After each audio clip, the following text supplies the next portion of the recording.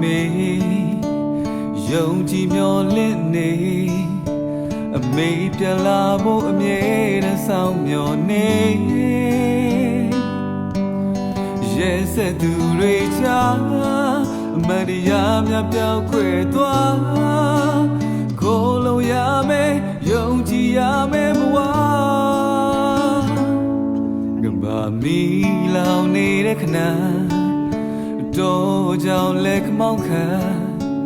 မြတ်တာရေးအေးတောင်းတမိတဲ့မေရန်ငွေတဲ့တွေစားတဲ့လူမြောက်ဖို့ရန်ခဲခဲမေပြန်လာမေရဲ့ကိုမျိုးရင်အာဒီထားတဲ့မေမြေတာတရားကြီးမာတဲ့မေပြည်သူများချစ်တဲ့တို့အမေရဲ့စုတောင်းနေမြမပြည်ကြီးလိုမြောက်နိုင်မေအမန်တရားမျက်နှာနဲ့မေတတိပြေဝအမေရဲ့သစ္စာနဲ့